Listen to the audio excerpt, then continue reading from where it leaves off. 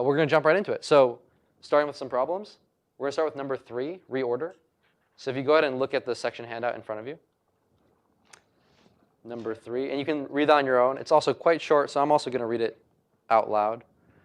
So it says, write a function named reorder that accepts as a parameter a queue of integers that are already sorted by absolute value. So you're given a queue that's sorted by absolute value. So again, that might look something like, and we'll write, this is going to be problem. That marker is not fantastic. So problem number 3. And so let's say you're given a queue of integers. I'm not going to use the exact example that's on the handout. We'll make it a little bit smaller.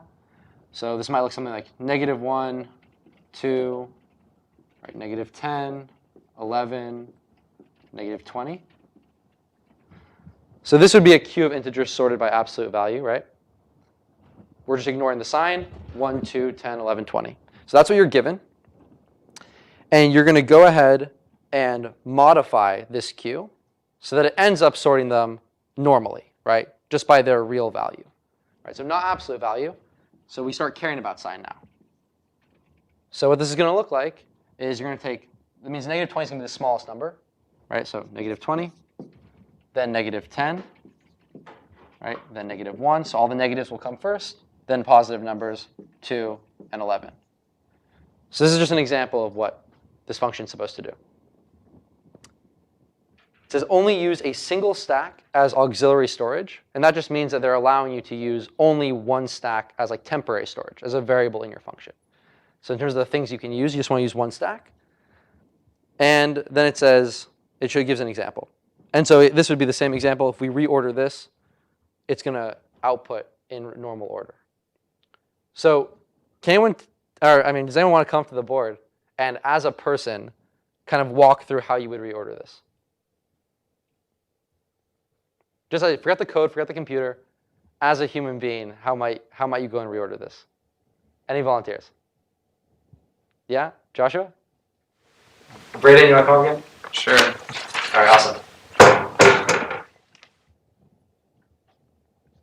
So go ahead and maybe talk us through it out loud as you go. So what I would do first is look for numbers with negative signs, and then I would find, I guess, the biggest number that has a negative sign, the highest absolute value. So in this case, -20, -10, and -1 all minus signs, but 20 is larger than 10 and 1, the absolute value is. So then 20 comes first, and then 10, and then 1. And then now there's no more numbers with negative signs in front, no more numbers less than 0. So then you start with positive numbers, you just go up. All right, awesome.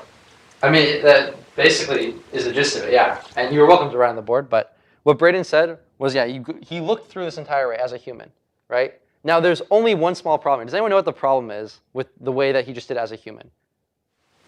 If you want to point it out, yeah. We're using a queue, right? Exactly. So normally, if this was a vector, fantastic. You can look through all the elements of a vector, maybe do some comparisons, look for all the ones that are negative, order them a certain way.